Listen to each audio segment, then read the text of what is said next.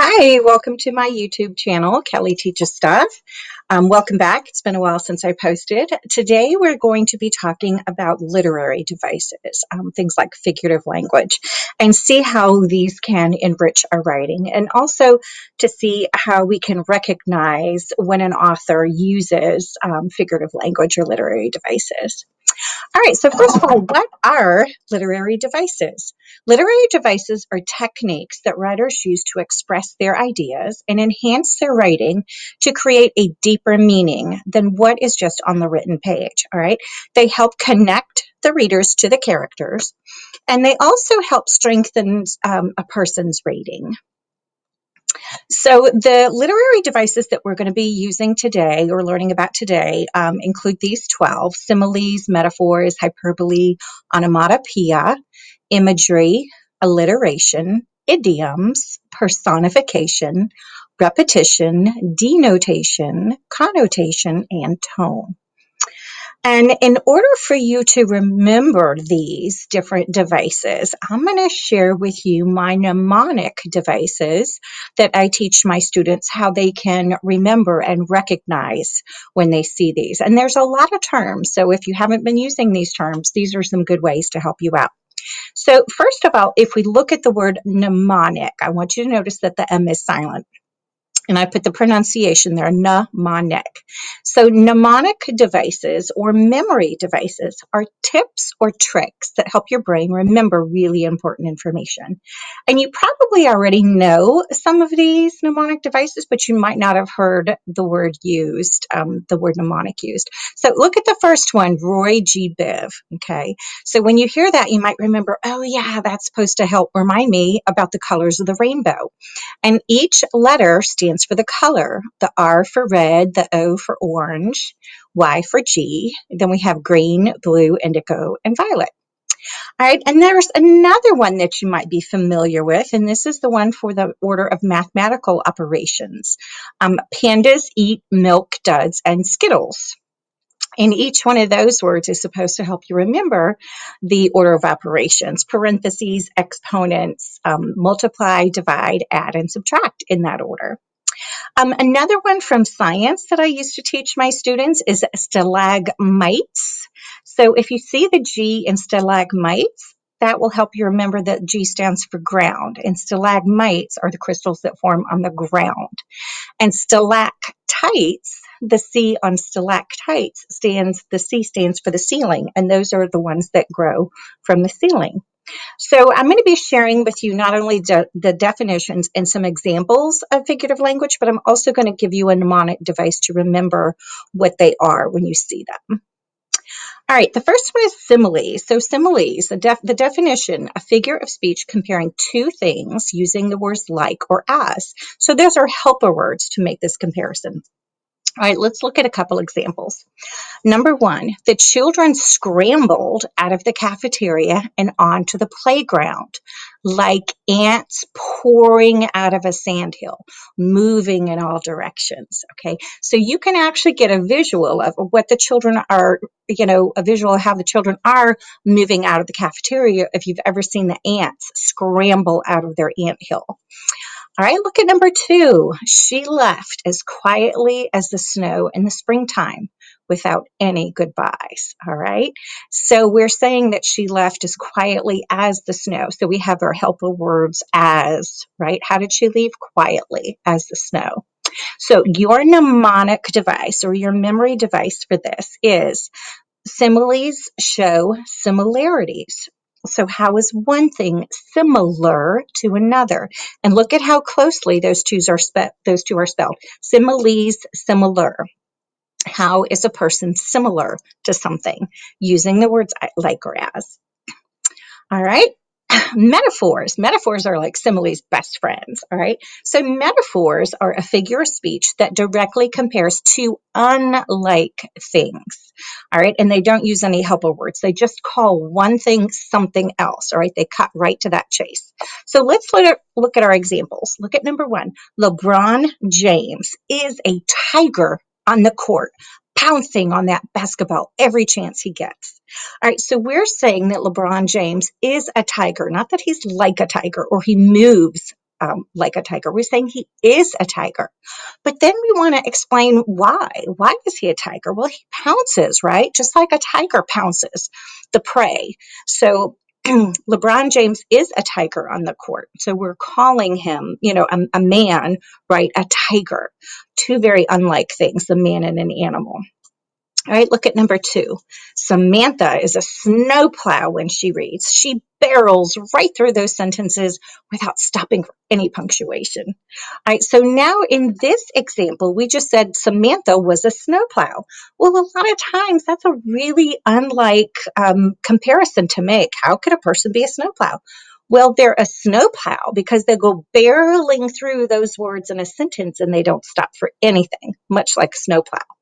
So that is another example of a metaphor comparing two unlike things. All right, so your mnemonic device for this is look at the word metaphor and think, me too. All right, so me too, I'm like that too. All right, even if you're not like Samantha, who's a snowplow, right? But you could be like LeBron James, tiger on that basketball court. So think, oh, me too, I do that too. And that way you'll remember that difference between a simile and a metaphor. All right, our next one is hyperbole. All right, so when we think about hyperbole, hyperbole is extreme exaggeration. It's almost ridiculous in nature, and it's funny. All right, so examples of hyperbole. Look at number 1. I am so tired. I could sleep for 100 years. Okay, well, we know that's impossible. People don't sleep for 100 years. So that is hyperbole, right? It's ridiculous. They're so tired they feel like they could sleep for 100 years. All right, look at number 2. I've got a ton of homework to do. Okay, well, there's probably not a ton of homework if we think about how much a ton is, right? But it's an expression. There's so much homework to do, right? There's just a ton of it. All right, so that's hyperbole. Now, your mnemonic device for hyperbole, all right, think about this one. I want you to look at the word hyper in hyperbole. All right. So when you see the word hyperbole, I want you to think hyper. I'm hyper. Why are you hyper? I drank 1,000,000 Starbucks. I'm so hyper. All right. So the way you're going to remember this is that million. How come you're so hyper? I drank 1,000,000 things, right? 1,000,000 Starbucks. Okay. So then you know that's a ridiculous amount. Nobody could drink 1,000,000 Starbucks.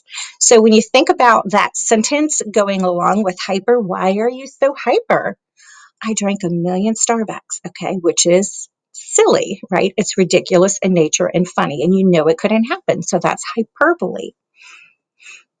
All right, look at the next word, onomatopoeia. All right, that's a long one, onomatopoeia. All right, so the definition, the use of words that sound like their meaning or they mimic the sounds in written text. All right, so look at the examples.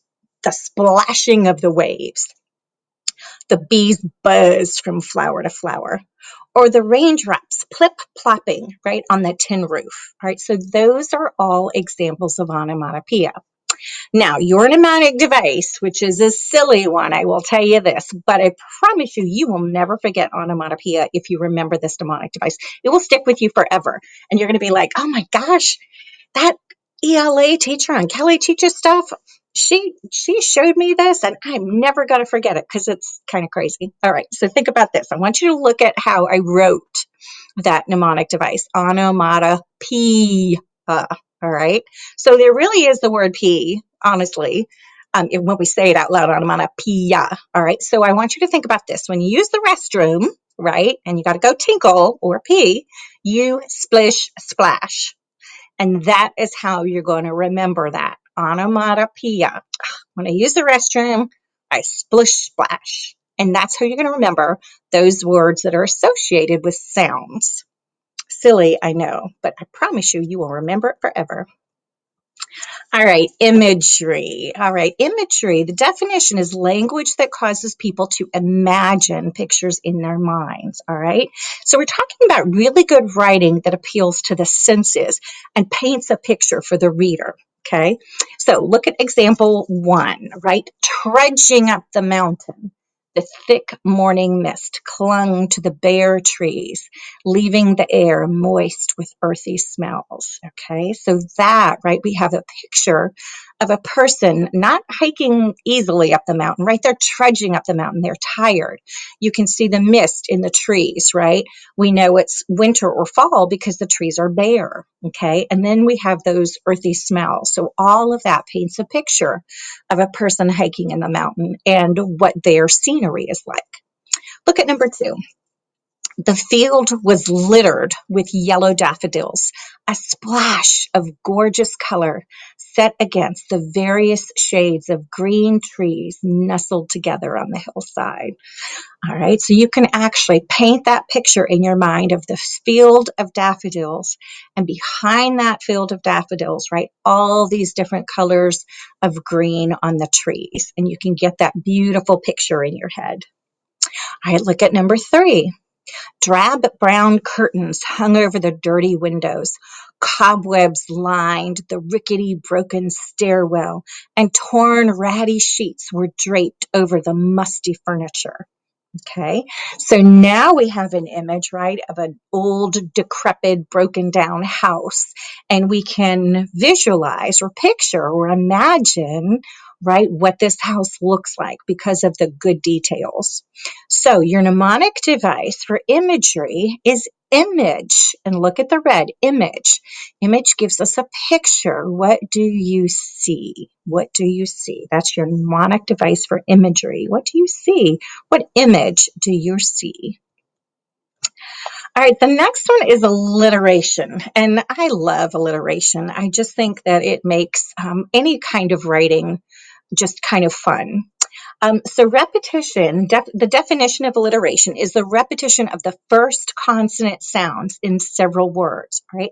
Sometimes these words are close together, and sometimes they're spread out throughout a phrase or a sentence, all right? So for this example, or actually both of these examples, I took from the poem The Hill We Climb by Amanda Gorman. And if you watched the inauguration and you got to see her read this poem that she wrote, she's the youth poet laureate.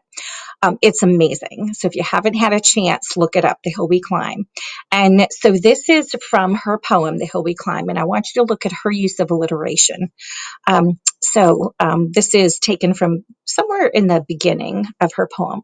We are striving to forge a union with purpose, to compose a country committed to all cultures, colors, characters, and conditions of man. All right, think about all the C sounds she used in there. Compose a country committed to all cultures, colors, characters, and conditions of man. Beautiful use of alliteration. All right, and look at number 2. This is also from The Hill We Climb. We've braved the belly of the beast, right? Braved the belly of the beast. All right. So your mnemonic device for remembering alliteration, I want you to look at what I put in there, right? Litter, like litter, a litter, literation. So you're going to litter those letters all over the land, right? So Amanda used the letter C and then the letter B. So alliteration, think about littering that letter, whatever letter you choose, that first consonant letter more than once, several times throughout your novel or your story or your poem. All right, the next one, idioms. All right, so idioms, the definition of idioms are a group of words whose meaning is different from the ordinary or normal meaning of the words. All right, so I put several examples in there. Some of these you've probably heard and some of them might be new to you. Look at the first one, let the cat out of the bag. All right, so letting the cat out of the bag, first of all, that's completely silly. Why would you put a cat in the bag? But what that really means is kind of spoiling the surprise. If there was a surprise and you told it, you let the cat out of the bag. All right, look at number 2, break a leg. All right, actors will frequently say to another actor, break a leg on opening night, and that is supposed to mean good luck. All right, look at number 3, it's a piece of cake. Oh, I can do that. It's a piece of cake. All right, that's another idiom. It means it's really easy, right? Number 4, don't judge a book by its cover. Okay, I'm sure you've heard that one a lot, especially maybe from your media specialist at your school or maybe even your teacher, which means that you can't just determine, right? If you're looking at a book, literally, if you're looking at a book, you cannot figure out what's inside by just the cover itself, right? So it means that you're just going to look a little bit deeper, and everything might not be exactly as it appears on the outside. All right, and look at number 5, biting off more than you can chew. Okay, so this is like taking on more than you really should. So if you are in school and you have sports and you're on different teams, right? And then your grades are suffering, you might be biting off more than you can chew. You might have to back off on one of your sports or something. Or even if you offer, oh, I can help with that. And then a day or two later, say you're going to help with something else. And then all of a sudden you realize that you've told too many people you can help them out. That's biting off more than you can chew. All right, so your mnemonic device for this, and I did struggle with this mnemonic device, guys. I'll just tell you that because I was trying to think idioms. This is a hard mnemonic device to think of, but the only one that I could think of, and the one I used for me in the past, but I normally didn't share, is that idioms are idiotic because they're so silly, right? Most of them don't make any sense at all. And they're just silly. So idioms are idiotic because they're so silly. So think about these silly things, right? Let the cat out of the bag or break a leg. It's raining cats and dogs. Okay, it doesn't literally rain cats and dogs. So that's so silly. And that's an idiom. All right, the next one is personification. All right, the definition of personification is a figure of speech in which human characteristics are given to an animal or an object. All right, so we think about human characteristics, think of person. All right, so look at the first one, number 1. The moon played hide and seek behind the clouds. All right, if you've ever been out looking at the full moon and you're waiting to see that, and the clouds go in and out of over top of the moon. So if you were to say the moon was playing, right, that's a human characteristic. We know the moon does not play, but if we're saying that the moon is playing, that's an example of personification. Look at number 2. The stairs groaned under the weight of the heavy dog. So think about that. Stairs are really not going to groan, right? That you could hear them if somebody, like a heavy animal's going up and down the steps, right? So the stairs really aren't going to groan, but they are going to have a sound, right? If you're going up and down the steps. Look at number 3. The lilies begged for water in the hot afternoon. Okay, so we know lilies don't literally beg, but if we're saying that they need water, right, we can say that they're begging for water, and that is an example of personification. It's better to use interesting words like that than to say, oh, I needed to water the lilies. Okay, no, those lilies really wanted water. They were begging for water. So that makes your writing more interesting. So your mnemonic device for this, look at the word personification and look at the red person. Okay. And that's how you're going to remember it. How is this object or item like a person? And this is really easy to remember because you have the word person right in there. So when you think person, oh, what characteristics do they have? And then we're going to apply those characteristics to an animal or an object that normally wouldn't have those, right? All right, repetition. This is another one of my favorite literary devices is repetition. It's got so many uses. So look at the definition. A literary device that involves intentionally using the same word or phrase several times to get a desired effect. Now, when we talk about intentionally, right, there are sometimes things that you read and that same word is used over and over and over again, and it's not done intentionally. It's just the person couldn't think of anything else, right? So that's a little bit different. That's like bad repetition when you repeat a word because you can't think of anything else. But when you use repetition purposefully and intentionally, it is really a beautiful thing. All right, so look at this example. Again, this is by Amanda Gorman, The Hill We Climb. And I love how she used repetition in her poem.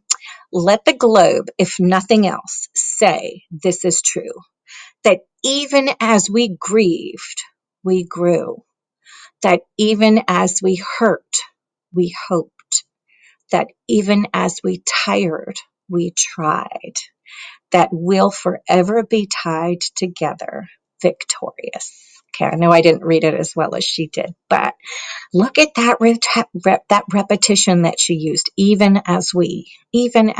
all these things, right, that the people did, repeated so that we know these are the trials and tribulations that they're going through. All right. Well, not only did she use repetition, right, she also used alliteration: grieved, grew, hurt, hoped, tied, tried. And she also sort of brought that same repetition into her last line, that we'll forever, right, be tied together, victorious. All right. So repetition has a use that way in which you can really emphasize or make a point. Repetition can also be used in poetry that can just be fun for choral reading or having students read along with you. When I think about repetition, I also think about the book Millions of Cats. In that book, if you're familiar with it, there's a repetitive phrase that is repeated. And as the students are listening, then they pick up on it and then they say it with you. And the one phrase is, there were hundreds of cats, thousands of cats, millions and billions and trillions of cats. And so when you're doing this read aloud, right, the little kids pick up on it and they get to say it aloud with you as you read. So repetition can be super fun that way as well. All right, so let's look at the mnemonic device. This is really easy too. Repeat, repetition. When you repeat something, right, you say it over and over again. So this is another really easy mnemonic device to remember repetition. Our words or phrases repeated. Our words or phrases repeated. That is repetition. All right, the next one is denotation. Okay, so denotation is literally the definition of a word. What is its literal meaning? All right, so let's look at these examples. The berries were a deep blue and quite ripe. All right, so when we read that blue, we know we're talking about a color. All right, but blue can also have a connotation or a different meaning, meaning sad, right? If you're feeling blue, you're feeling sad. So that's the connotation, and that's our next slide. All right, look at number 2. The snake was beautiful with red and green stripes.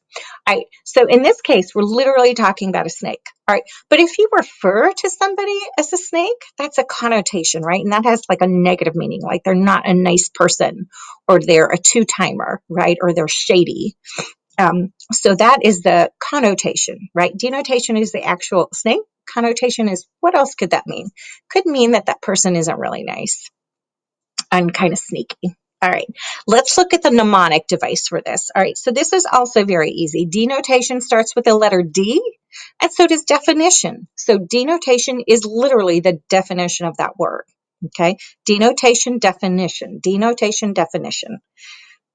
All right, simple mnemonic device. All right, which leads us into connotation. All right, so the definition of connotation is an idea or quality that a word makes you think about in addition to its meaning. Okay, so what emotions are evoked? What thoughts and feelings are there? And connotations, right? There can be positive connotations associated with the word. There can be negative connotations associated with a word. And there can also be neutral, meaning neither good nor bad. It's just there. Okay, so I love this example. Let's look at that word group.